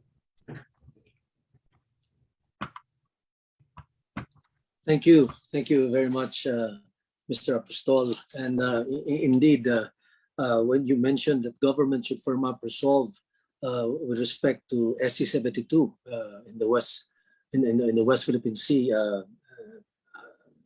disclosure, I belong to the group who has the service contract, PXP Petroleum, PXP Energy rather, to develop this. And indeed, we are waiting with bated breath when we can actually send our seismic ships and start drilling. And we do hope that is a matter that can be addressed quite soon. And it's quite revealing that you also mentioned that during the time of the present administration, not one exploration well was drilled. I guess that's a question that we should be asking our policymakers why is that so, and perhaps later on it could be discussed even further. And indeed, it's a good point that you raised the PNOC because, correct me if I'm mistaken, but I do recall, I was still perhaps a student at the University of the Philippines then, but the PNOC at that time was a very powerful government agency, similar perhaps to the oil agency in Indonesia or in Malaysia, but for some reason it has lost its luster. Again, this is something that perhaps that could be revisited. Why? Was it defang? Was certain powers taken out? Again, maybe something to revisit and to discuss earlier on. Or perhaps our listeners can also chime in and give their views. So again, maraming salamat, Mr. Apostol, and thank you so much for your reaction. At this point, ladies and gentlemen, I would like to, it also again gives me great pleasure to introduce to you our next reactor. He is a very well-respected gentleman. He's the CEO of Zola Electric, and they deliver on and off-grid electric, and is one of the leading solar brands in the world. And they do a lot of business now in Africa. So without any further ado, we would like to hear, of course, the reaction of our another distinguished guest, Mr. Bill Lenihan. Bill, welcome. Thanks, Mike. And I want to thank everybody here for inviting me to this. When Guido invited me to it, I was really excited. The panel's amazing. I'd love to respond to every panelist. And if I don't know if the panelists have opened the chat room, but there's some great discussion on the chat room right now. I wish I could respond to everybody, but I can't. There's even a question in the chat room. How come we don't have anybody that's an expert in renewables and energy technology? And I guess I'm sorry, maybe I'm the best they could come up with on that, but that's kind of what I do. And I think I was supposed to respond to Mr. Quinones, and I just want to acknowledge that what he's doing is revolutionary, and it needs to be acknowledged and applauded. He's solving a really deep developed market grid problem. And he's doing it in a way in our country, in the US, that protects our environment while driving efficiency in energy production and delivery. And that's really the goal. How do you do both? We need more people across the globe like him, and more people across the globe like those on the panel here. I want to discuss emerging markets and specifically give some time to technology that needs to adapt to that market, to the emerging market. Because that market, emerging markets, or I'll define energy access, is very different. It's different issues. It has different pain points. And in my simplified view of thinking about what those pain points are, I think about them across three things. I think about them across technology. There needs to be technology to solve the problem. I think about it as it relates to distribution and integration. And there needs to be people on the ground that can implement these solutions. And it's a financial problem. Those are the three big problems, as I see, that need to be solved in order to solve energy access. And I consider the Philippines an energy access market. I'll get to what that means to me. I'm going to tell you what the answer is first, and then I'm going to try to support it. And then I'm probably going to get a ton of people saying I got it wrong, and that's great. I want to hear where I'm wrong here. The first part of the answer is that grid, centralized architecture, is not going to solve the emerging market problem. DERs are required to solve the emerging market problem. And the second part of the answer is DER technology required in emerging markets is not recycled developed market DER technology. It needs to be purpose-built for emerging markets. In many ways, in the circular reference, it needs to be grid-like because of the absence of a grid in these markets. So, real quick, I'm Bill Lenihan. I'm CEO of Zola Electric. We design and deliver distributed hardware and software, a network of intelligent batteries. And these intelligent batteries are monitored and controlled by a software platform that we call Vision. We're on-premise, we're last mile. We serve residential, commercial, and mini-grid applications. And we serve the energy access market. I mentioned that earlier. That is the 2.2 billion people across this globe and the hundreds of millions of businesses that lack access to reliable and affordable source of power. And given that energy inequality, These communities cannot achieve their full economic, health, environmental, and social potential. They just cannot. That's full stop. I've worked in this industry now for a long time. I've been in all these communities, and that's just the reality. It's energy inequality, and it needs to be solved. Okay, today we serve about 1.5 million people in businesses. That bio that you had, I'm glad they didn't show the picture, because it's like 10 years, you're gonna be like, it's like a Facebook photo or a dating site photo of me younger. We've served 1.5 million people in businesses today. So the getting into the technology, the backdrop for the role of last mile distributed energy is born out of the presence or lack thereof of a reliable grid.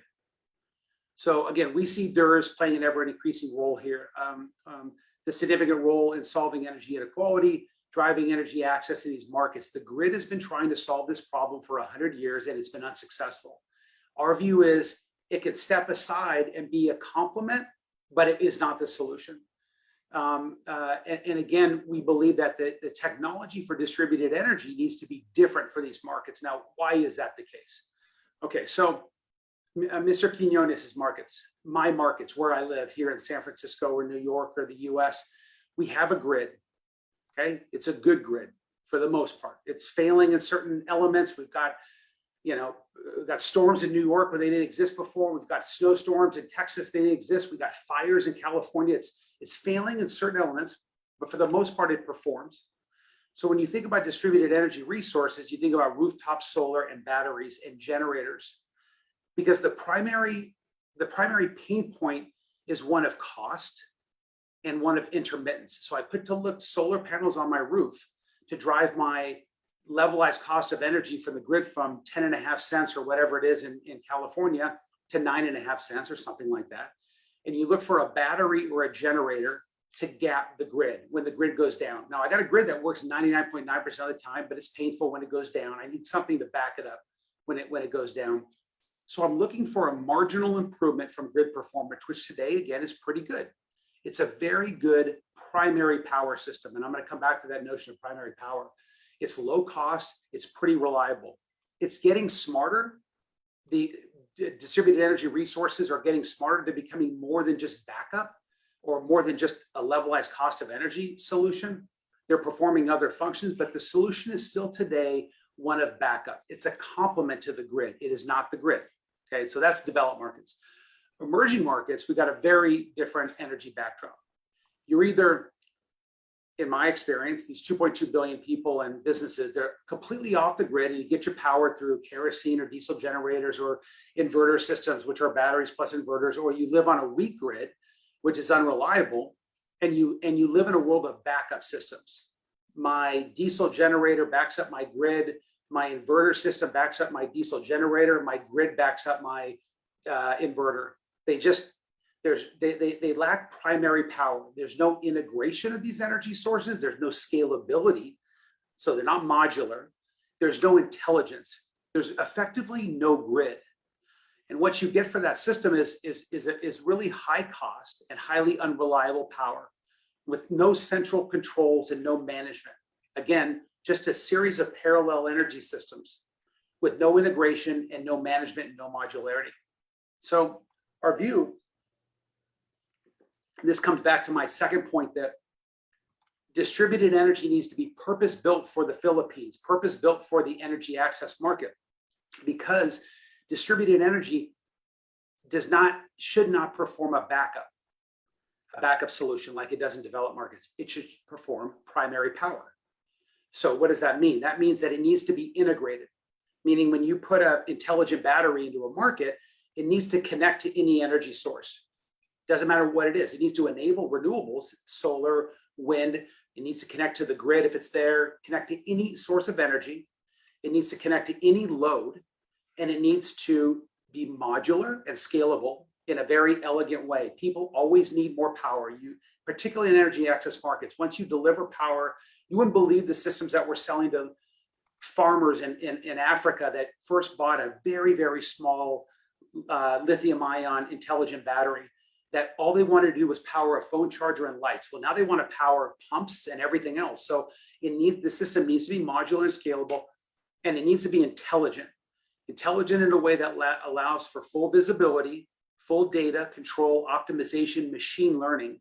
Mr. Quinones mentioned machine learning, the ability to anticipate weather patterns and adjust given that, particularly if you're dealing with intermittent sources like wind and solar. Really important. It needs to have all of that. So the energy access markets don't need another developed market backup system. And I'm going to tell you, like Tesla Powerwalls. Everybody says, well, Tesla Powerwalls are the great. And Teslas are one of our largest shareholders in Zola. So I can kind of bash them a little bit. And I'm not going to bash them because they have a great backup lithium ion system in the Powerwall. It's great for developed markets. But no matter how progressive these systems are that are built for developed markets, it needs something different. These systems need integration, they need modularity, and they need intelligence. And all of those three together will absolutely solve all of the problems we're talking about right now. It'll drive down levelized cost of energy. It'll drive up reliability. It'll drive resiliency because these systems are not built in a central architecture. It'll drive up security, really, really important because we're now managed, with more progressive software and hardware capability that can protect the security of that system. And it can drive the introduction of renewables into the equation because again, these systems can manage any energy source. So I guess my whole point here is, we kind of need to look beyond developed market technology. We've got to stop chasing in emerging markets, developed market technology. It's what got energy access market to where it is today. And that's really kind of nowhere. We chased grid technology. It didn't make sense for emerging markets and it didn't work. And now the market's starting to chase this new battery and software technology that's built for developed markets. And I believe strongly that equally is not the solution. I've kind of already, sort of gone through what I think is the right solution here. And the great news is that this technology is starting to be developed. So we're starting to knock down one of those issues here. I talked about technology, distribution integration, and financing as being the three key challenges. Technology is coming. And I think that, everybody on this panel can feel pretty good about that. We need to raise awareness. People need to understand it. We need to have proof points in the market that this stuff works and it does what we say it is, but it's there now. And it should be really encouraging for people.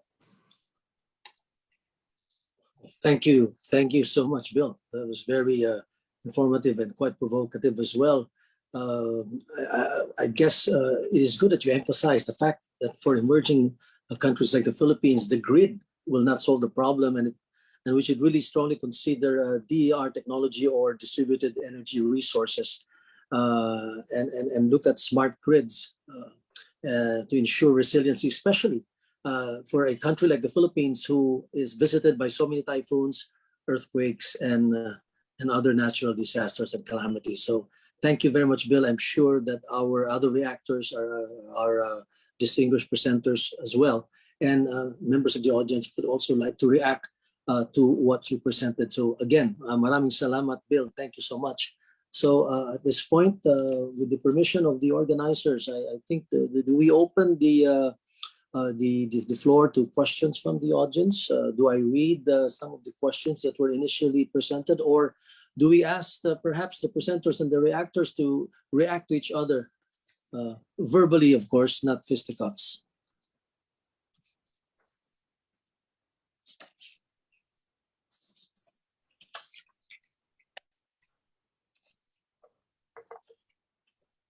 Yes, a reaction, Attorney. Yes, Professor. I guess this forum has the topics that were discussed are revelations, and if I will describe it aptly, they are not new ideas. Okay. These are ideas that has been with us for quite some time, and I think the only thing that we need now is someone who can integrate all of this, synergize all of this, and perhaps lead the country, okay, towards solving all these issues that has been discussed in this forum. Right? We are not lacking in ideas and solutions. I have said 1 million ideas will come out from this forum, but how do we synergize these ideas? And then the last one is, as Attorney Layog has said, implementation. Where are we in terms of implementing all the laws that we have enacted? Right? We are not wanting in laws. Okay.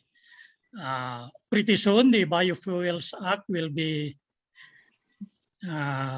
made moot and academic by the entry of electric vehicles, and yet we have not even satisfied the mandate that the Biofuels Act have proposed, have put in its in the law. So I think what we need here is one who can synergize and lead us to manage this energy security and the energy industry, specifically in our country, and at the same time lead its implementation. So leadership is what we need. Thank you, Attorney Man. Very, very good point, Secretary Viray. So in effect, you're saying that actually all the ideas are there. It's really a question of synergizing at the end of the day, political will to execute a vision and a program to lead us to what we want to achieve in terms of energy sufficiency, resiliency, and move towards a carbon-free environment. Any more reactions, perhaps, from the other Mike, members? just a quick reaction that in the case of the Philippines, it takes a crisis for us to move forward with reforms. And I think if this is going to be at least the result of a crisis, then so be it. But what is this? We are seeing the train coming in through the tunnel, and we must do something in order to prevent a disaster. Thanks. Thank you. Thank you. Indeed, a very astute observation there, Secretary Latilia. Any more comments from the reactors or the panelists? If there's none, allow me, with your kind indulgence, there were some questions that were presented to us prior to registration, and perhaps some of these questions can be answered by any one of you. How does crypto mining affect energy consumption? Are there legal implications surrounding this matter? Crypto mining. Anyone? I'll take a shot at it because it's an issue here in New York. Thanks. It's controversial right now because it's an energy intensive load, and what they're doing, at least here in New York, is they're trying to connect them to fossil power plants, directly connect them, while New York is trying to decarbonize. So from a policy perspective, it's something that our state government and policymakers are examining at the moment. Utilities, some utilities like them because they're in, they're constant base load, and therefore you increase the capacity utilization of your power grid if you do not have load growth in your service territory. Utilities in the United States, at least, there are three types of utilities there. You have investor-owned utilities, they're private, private utilities, publicly traded, and they make money based on return on capital. So the more they invest in their grid, the more money they make, and their stock prices go up. So load growth is very important. Public power, like the New York Power Authority, our business model is different. We're state-owned, we're owned by the government, and so everything that we do must be aligned for the benefit of all New Yorkers. And then you have rural cooperative systems. My understanding, in the Philippines, you have rural cooperative electric systems, and again, that's more of a cooperative where the owners share the the grid. So there are various business models. But just going back to your question, the crypto mining is it's a big issue here. Crypto mining, and because it's a heavy load, it impacts the grid. Sometimes distribution utilities need to make upgrades to their grid, and the question is, who's going to pay for those? Will they be stranded investment if the crypto mining entities go bankrupt? Then now who pays for those upgrades to the grid? Some from that, and also from the connecting to existing or aging fossil power plants that we're trying to retire. They are controversial. So stay tuned. We have not solved the problem here in New York. Thank you so much, Shil. And if I may just reiterate what Bill said earlier, and it's so glad to know that actually what you're apparently doing in New York is quite revolutionary, and it will be something that will not only be helpful in the state of New York, but perhaps even for emerging markets like the Philippines. And congratulations for that, Hill. We have another question, and I think, in a sense, it's the elephant in the room of sorts. What are your views on the potential of nuclear power? Using small modular nuclear reactors, of course, or nuclear technology in the Philippines, and your views on that, and is there interest as far as the private sector is concerned? Would they like to pursue this? Anyone, please. Mike, the policy that we adopted before was that we should not ban technologies. We should be open to technologies, but we set standards of safety, standards of efficiency, and so on. But our problem is that since nuclear power is a highly politicized topic in this country, then there is its success would be a function of our people's trust in the ability of our government to govern well. If they are secure about safety, security of nuclear power plants, then it should be less of a problem, so that the not in my backyard phenomenon would afflict us. But that to me is important to address. Thank you. Mike, if I may add. Yes, please. On top of technical considerations, Mike, there are also commercial questions. Again, we should not be banning any technology, but given, of course, the current framework on competitive selection process, that requires all utilities to conduct public bidding before they enter into power supply agreements. Well, if nuclear technology can offer the most competitive price, why not? But based on studies, Mike, and I've seen some comments, nuclear is not necessarily more competitive than coal and the other technology. So, if they can bid lower price in all those big CSPs being conducted by Meralco, as an example, why not? On top of course, technical considerations. But I've not seen it. I've not seen that competitive pricing for nuclear technology. Nuclear technology, you would consider it one of the cleanest? Of course, corollary to clean is how to handle it after, right? So that's a factor as well.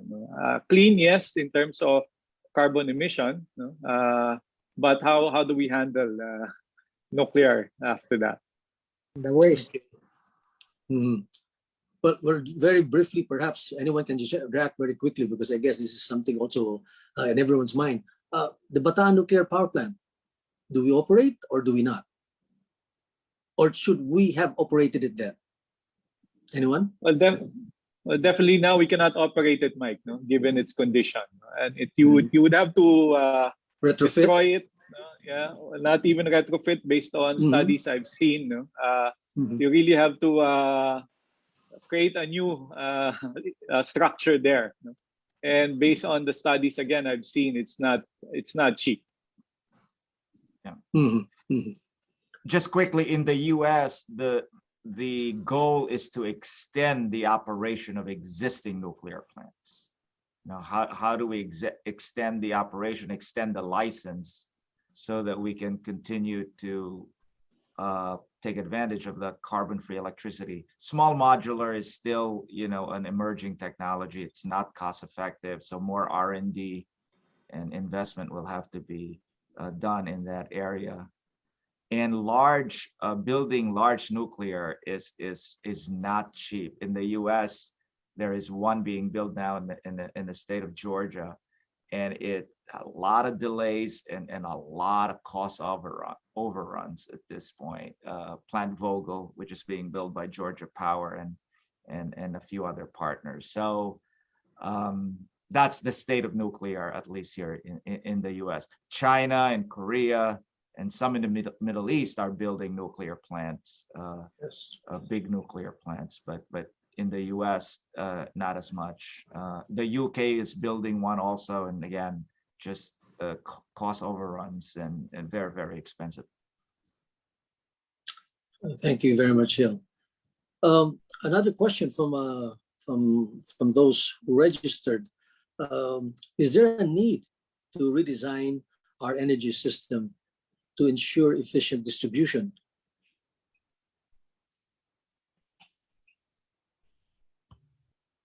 Anyone? Can you repeat the question? I didn't hear. I'm sorry. Is there a need to redesign our energy system to ensure efficient distribution? I believe so. I think the power system that was designed by Thomas Edison and Nikola Tesla, which is big power plants, transmission, distribution, and load, will need to be reimagined to a more decentralized and digitized system, more like an integrated energy network, more akin to the internet. So it's not going to happen overnight, but as Bill said, it has to be able to integrate distributed energy resources and make that work in synchronicity with the big grid. And that's what needs to happen. And what's more important is to increase the capacity utilization and the system efficiency so that it can be affordable. In New York, for example, the capacity utilization of the power grid here is probably about 56% end to end, because it was built to meet the air conditioning load in the summer, about 100 hours of July and August of air conditioning load. But most of the year, it's not really utilized as much. So if somehow we can redesign the grid and increase the capacity utilization, use more, hopefully cleaner carbon-free electricity, we can also make it affordable and accessible to citizens. Thank you. If I may add, please. Mike, if I may add, I don't think we need to change the energy system. What we need is more investments in it. Case in point, when the DOE launched the feed-in tariff program in 2012 to 2016, many of these renewable energy plants built in the Visayas region, when the transmission line, the national grid, was not ready for it. So the problem always is we're ahead of generation, but the transmission lines are not yet up to par in accepting all these new capacity. So we need more investments. But along with that, we need, again, going back to government. There's a cycle for approval for budget, capital expenditure of NGCP and the distribution utilities. We need to be more efficient in ensuring that they forecast way ahead and they're able to approve the budgets as applied for, and allow also for supplemental budget process, so that if suddenly new plants are built in certain areas where they did not anticipate, then new investment should be allowed, and an easier process for approval for such capital expenditure should be granted by the regulator. So more investments is what we need. It's not really changing the system.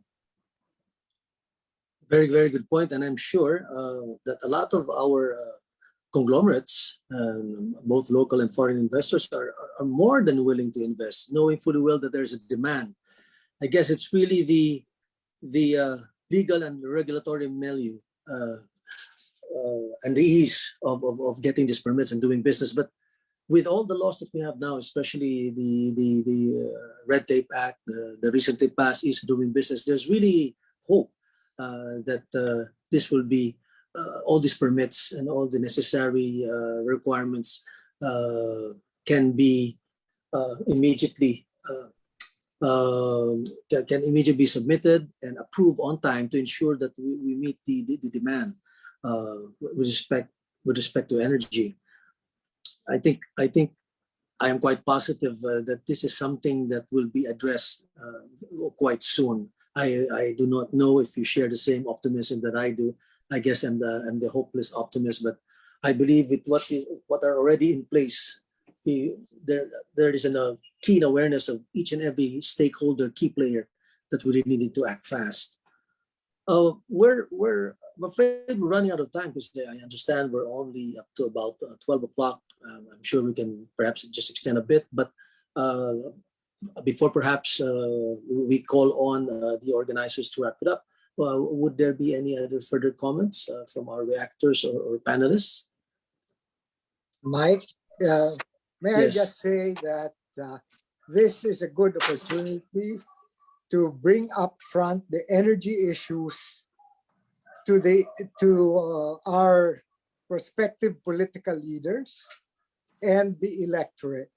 We must put it up front that there is an oncoming crisis if we don't do anything, and that the next government would have to work hard in order to address them. Thanks. Very, very good point. I think perhaps each and every one of us here in the panels, the reactors, and then of course those in the audience now have friends that are running for office, whether as president, vice president, senator. Perhaps this is something that we should ask of them. What is your energy program, your energy vision for the Philippines? It cannot just be the usual issue of graft and corruption. It cannot be just that all the time. Let's be more specific. For example, perhaps this is something that in the future debates that I would assume that the COMELEC would regulate. These are the questions that can be asked, and we should really clearly listen to what all these candidates would have to say. I agree with you, Professor Secretary Rutilia, that this should be in the forefront of everyone's mind, especially those running for office. So unless there are any other comments from our distinguished speakers and of course distinguished reactors, if not, allow me first before I pass on the microphone, so to speak. You know, the difficulty about having the Zoom meetings or Zoom conference and presentation is you don't get to feel your audience, you don't get to see the reactions or whatever, you know, whether they like you, they don't like you, or whether or not you're making sense or not. But then again, we have to live in this, what we call the new normal, and for now, this would do. So I would like to just thank each and everyone for joining us today. It has been a very enlightening and very full discussion, no doubt. So with that, again, maraming salamat po. And with that, I'd like to give the floor to the Secretariat and to the Chairman that will give the closing remarks, Dr. Enrico Ragaza. Thank you very much.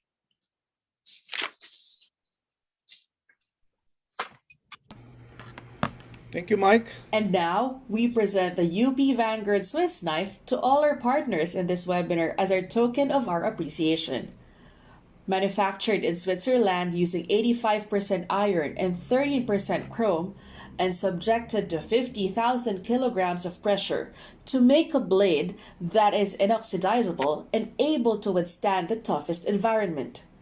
We further present a part of the UP Vanguard to our major sponsors who make our webinar series on nation building a reality. This art print is a replica of a heritage piece of the UP Vanguard of an oil on canvas composition by Mr. Tam Austria, commissioned by the class of 1957. Duty, honor, country.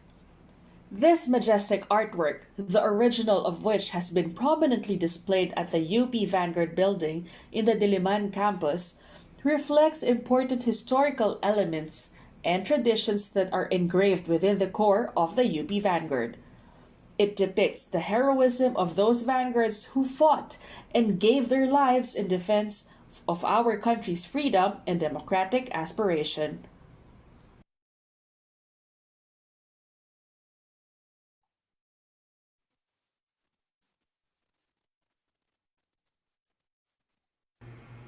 As the UP Vanguard takes on the digital pivot, this year's webinar series is just the start of the commitment to bring venues for discussion closer to nation builders in our new normal. To personally thank the speakers, participants, sponsors, and everyone who made this possible is the UPVI's chairperson, Dr. Enrico Ragazza. Thank you. Well, this has been really a wonderful webinar. Coming from the health sector, I really fully appreciate the importance of resiliency and reliability in the energy. And may I take this opportunity to really thank our panelists, reactors, and of course our very able moderator who himself can be a panelist in energy. I am looking at the chat box and it seems that there's a parallel discussion over there. And there's a lot of enthusiasm generated by this webinar. Again, in behalf of the UP Vanguard Incorporated, again, may I congratulate everyone for this wonderful, wonderful webinar. To our attendees, I hope we have achieved the outcomes that we set for this webinar. And we hope to see you in our future webinars. Magandang umaga po sa inyong lahat at mabuhay. See you soon. Thank you.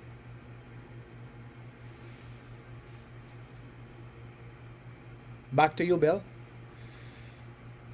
Thank you very much, sir. And before we conclude our program, please take time to listen to our partners' messages to be followed by the announcement of our raffle winners, as well as the instructions on how to claim the e-certificate of participation.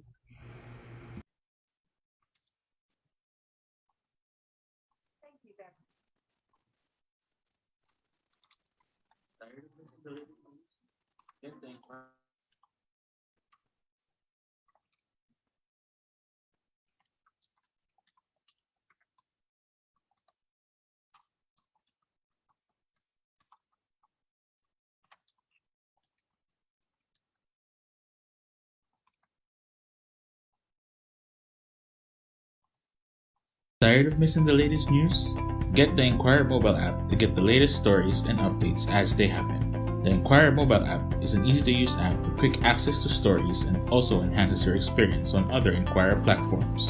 The Inquirer mobile app also lets you recommend stories for the Inquirer front page and share stories on various social platforms. Have a story to tell? Be an Inquirer reporter with the My Inquirer function. Now that's news anytime, anywhere, always. Got something you want to share to the world? We got you, fam! We are looking for awesome people like you who want to share content that deserve a spotlight on our site. Whether it's a list of everything you love about catos and doggos, pop culture related artworks, or even your own random photos, memes, and funny videos, we'd be happy to see it and share it to the world. Join our award-winning team and be part of our Ink Pop creator community.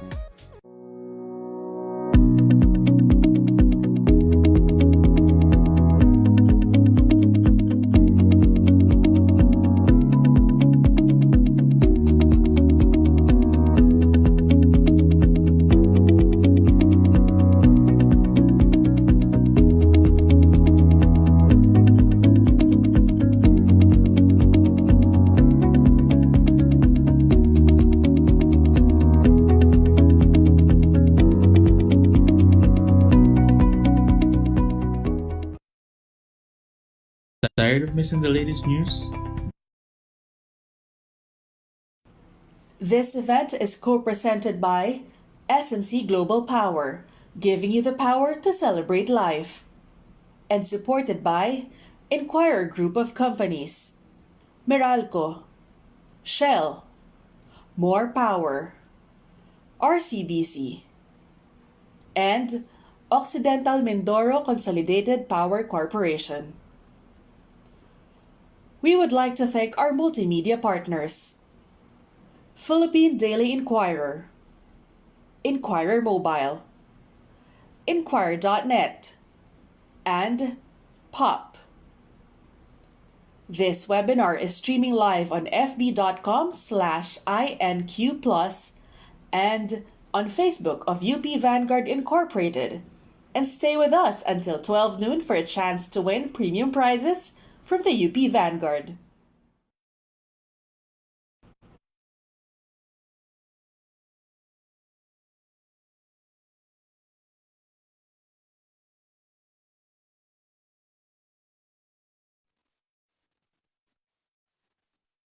And as a treat for those who stayed with us, the UP Vanguard is giving away 5 Swiss Army knives to 5 lucky participants.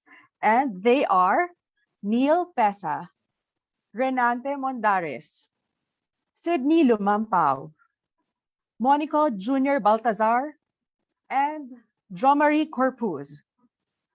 And for our grand prize, the replica of UP Vanguard's heritage piece will be taken home by one lucky winner. And he is Benjamin De Leon. To all our winners, please email us at webinar_secretariat@upvanguardinc.org to get instructions on how to claim your prize. And before we proceed to the announcement for certificate of participation instructions, may we request all of our panelists, speakers, reactors to turn on their cameras so we will have just one quick photo op.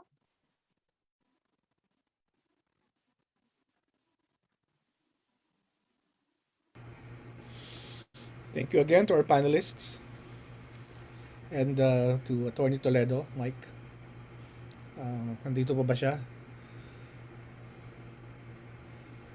Mr. National Commander, we may have to do another webinar. I mean, the response was really, I was surprised with the response. Talagang... I think tama yun. Ang next, we should present a policy paper for the presidential votes. Yeah. Because, like what Jay's saying, but we have been talking about this for a decade or decades na. And sabi nga ni Sunny Viray, same, new faces but same old issues. I think everybody, the people have left. Jay, maraming salamat, Jay. Really appreciate it. Brad Ray, maraming salamat. We are all one in spirit. So I hope you enjoy our spiritual get-together. I-replay natin to sa national TV. Sayang yung content. Yes. Yeah. Thank you, Guido. Thank you, Vanguard. Thank you. Thank you, Tony J. Nice talk. Thank you. Bye-bye. Bye-bye. Thank you very much, everyone.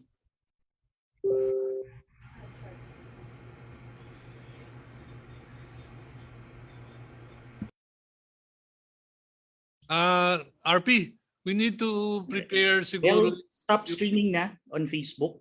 Yeah. We're still streaming live.